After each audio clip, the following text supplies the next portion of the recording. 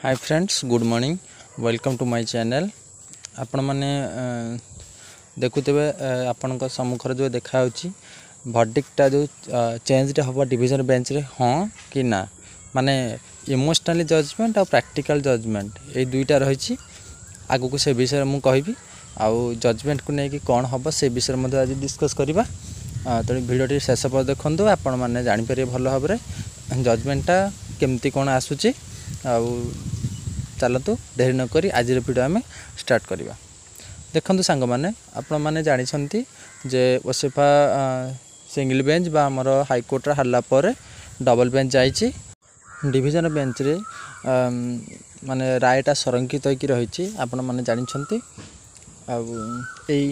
मे मसरे ही तार रिजल्ट आसीज। आपण मैंने देखीदे भल कि माने सेटा जजमेंटा माने इमोशनली नि जाउची ना प्रैक्टिकल निया होची कौन होती से जजमेंट आपड़ जानीपर। आउ से जो दुईटा जजमेंट अच्छी गोटे इमोशनली और गोटे प्रैक्टिकल जोटा आम कहचे सेटा कौन से विषय आज मुझे कहबी। फास्ट आम एति जाना दरकार जे जजमेंटा सठिक भाव में नि जाऊ सेटा समस्त हेल्पफुल हम। एबे जीवा आमे इमोशनल जजमेंट जदि आमर डिविजन बेंच रे इमोशनल जजमेंटा आमर आसे ताहले कौन हम। देखु इमोशनल माने आमर मेरिट गोटे आसी पिलांकर स्टेट मेरिट, तेणु ताकू रिजेक्ट करिकी पुणी गोटे नुआ आनिबा बा आमर जो भल रैंक रखिता पिला मानकु आमे सुजोग दबा। तेणु यही हिसाब रे जदि से माने निष्पत्ति नियंती ताहले स्टेट मेरिट हिसाब रे आसीबो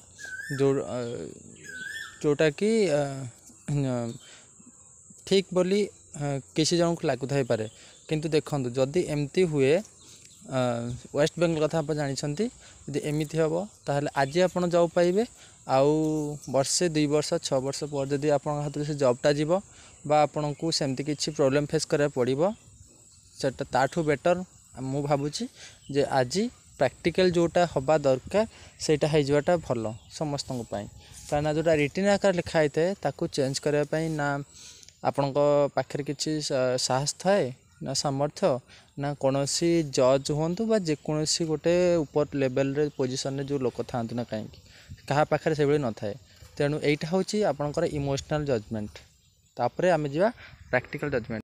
देखु प्रैक्टिकल जजमेंटा जोटा समस्त सेटा सामान से कहा एगेंस्ट हो कि क्या फॉर हो किसी भी मैटर करेनी कहीं सेटा समस्त ट्रू होते हैं। आपण मैंने जानते मु भी जानी। तेणु सेटा हूँ आमर रिटिन ऑर्डर जोटा देखिथे जे ओसेफा जिते बड़े आमर गाइडलाइन बाहर करता लिखा जाए आज रिजोल्यूशन जहाँ भी हम ताकू से फॉलो करिवो।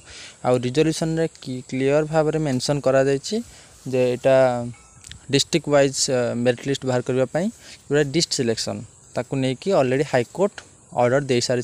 आपण मैंने जानते ताकू चैलेंज करिकी ओसेफा डिविजन बेंच को जाइए।